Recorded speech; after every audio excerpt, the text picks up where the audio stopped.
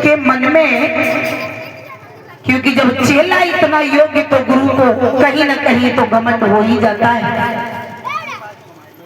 ब्रह्मा जी के यहाँ ब्रह्म सभा लगी हुई थी और उस ब्रह्म सभा में बैठ करके बड़े बड़े ऋषि मुनि संत महात्मा थे और वो संत महात्मा सारे चर्चाओं पर चर्चा छिड़ जाती है और चर्चा ही चर्चा में वशिष्ठ और विश्वामित्र पे राग बढ़ जाती है। वशिष्ठ जी कहने लगे, सभा में हाथ उठा करके सभा के लोगों, हमें अपने शिष्य पर नाज है कि हमारा शिष्य कभी भी धर्म से विचलित नहीं होता है। लेकिन भक्तों विश्वामित्र उठ करके खड़े हो गए और कहने लगे, वशिष्ठ पहले घुमाए नहीं। सावन भादों के महीने में तो छोटे छोटे तालाब भी ऊपर को फलने लगते हैं। एक बात बताएं,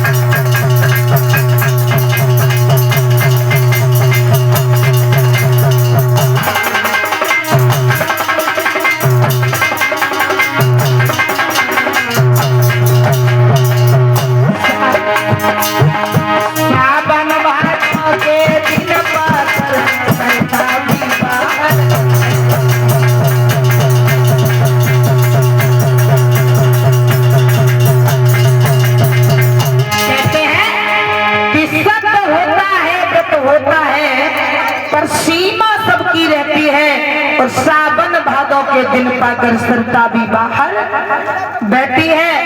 इस राजन कि सोना क्या खूब चमकता है, वशिष्ठ कि सोना क्या खूब चमकता है, जब तक कि दिखाओ आज नहीं। और मुनिवर ये घर की बातें की गई अभी तक जांच नहीं, इसलिए मुझे भरोसा नहीं है। तो बोले अगर ऐसी बात है तो आप जाइए और जाकर के मेरे शिष्य की परीक्षा ले सकते हैं।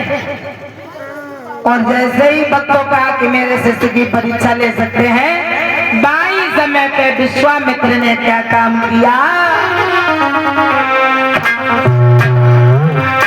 कि अरे तब सुकर रूप बनाई,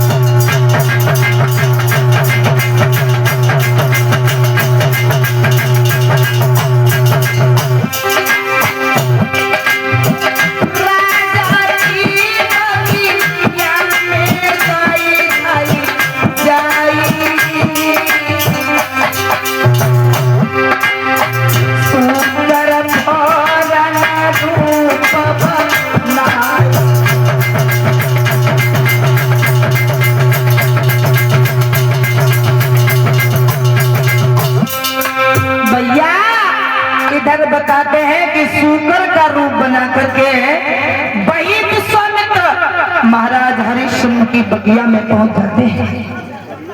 और बगिया में जैसे ही भक्त पहुंचे, जाकर के माली बगिया की रखवाली कर रहा है।